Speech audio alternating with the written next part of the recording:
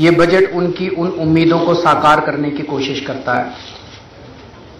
ये बजट गरीब लोगों का बजट है, ये बजट मिडिल क्लास का बजट है।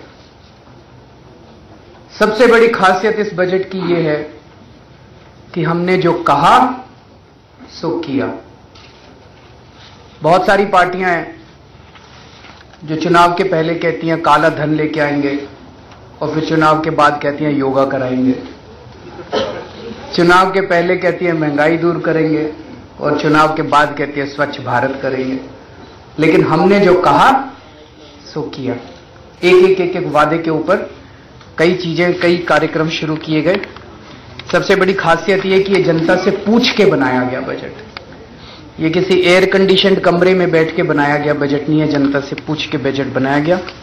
और इसमें सबके लिए है, महिलाओं के लिए, गृहिणियों के लिए, स्टूडेंट्स के लिए, ट्रेडर्स के लिए, इंडस्ट्रियलिस्ट्स के लिए, सबके लिए सबका ख्याल रखा गया है। और कोई महंगाई नहीं की गई, कोई टैक्स नहीं बढ़ाए गए। बिना टैक्स बढ़ाए सबके सपनों को साकार करने की कोशिश की गई है। लेकिन सबसे बड़ी बात यह है कि यह बजट इस देश की जनता पे भरोसा करता है। हमें इस देश की जनता पे भरोसा है। इस देश की जनता इस देश की सबसे बड़ी धरोहर है। इस देश की जनता इस देश की सबसे बड़ी संपत्ति है। और उस देश की जनता में जितना आप इन्वेस्ट करेंगे, आपका भविष्य, इस देश का भविष्य उतना ही चमकेगा। विकास सरकारें नहीं करती, विकास इस देश की जनता करती है। सरकारें तो विकास के लिए माहौल पैदा कर सकती हैं केवल, लेकिन विकास इस देश की जनता करती है। इस बजट में इस देश की जनता, दिल्ली की जनता के अंदर इन्वेस्टमेंट किया गया है बहुत बड़ा। और सबसे बड़ा इन्वेस्टमेंट है शिक्षा और हेल्थ।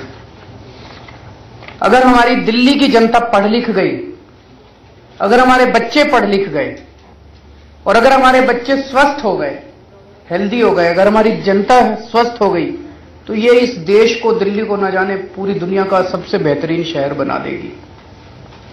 तो बेसिकली ये बजट जो है वो दिल्ली की जनता के अंदर इन्वेस्टमेंट है, हमारे बच्चों के अंदर इन्वेस्टमेंट है। शिक्षा पे 105% इंक्रीज, 106% इंक्रीज,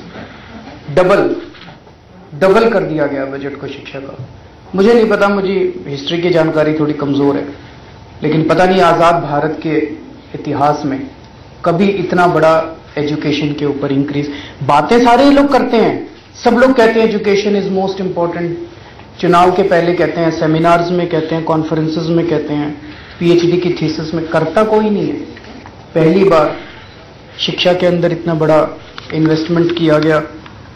इससे अब गरीबों को भी अच्छी क्वालिटी की शिक्षा मिलेगी, वो बहुत जरूरी है।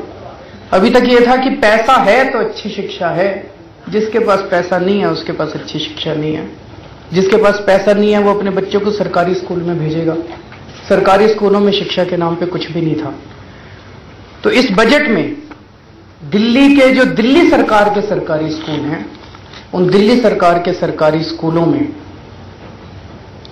मॉडर्न इंफ्रास्ट्रक्चर प्रोवाइड किया जाएगा। सभी स्कूलों के अंदर मॉडर्न इंफ्रास्ट्रक्चर प्रोवाइड किया जाएगा।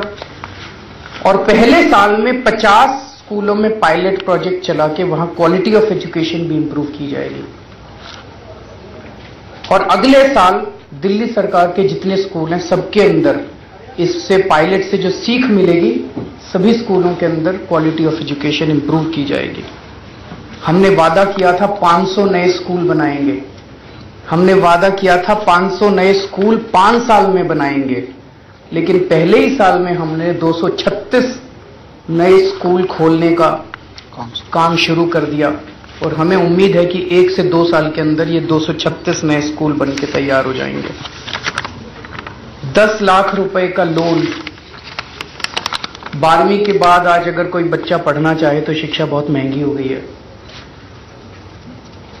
अगर कोई लोन लेने के लिए जाता है तो बैंक कहते हैं गारंटी दो। कहां से गारंटी दें, कहां से जमीन लाएं, कहां से घर लाएं? एक गरीब आदमी तो बेचारा पढ़ा ही नहीं सकता। अभी मैंने अखबार में पढ़ा था कि एक गरीब आदमी के 2 बच्चे आईआईटी में एडमिट हो गए, लेकिन उसको पता नहीं कि मैं कहां से फीस दूं। तो अब वो लोन ले सकता है, सरकार गारंटी देगी, दिल्ली सरकार गारंटी देगी। ये भी अपने आप में एक बहुत बड़ा ऐतिहासिक कदम है। और जिस बड़े स्केल के ऊपर चुनाव के पहले स्किल डेवलपमेंट की बात करना बड़ा आसान है, लेकिन स्किल डेवलपमेंट के ऊपर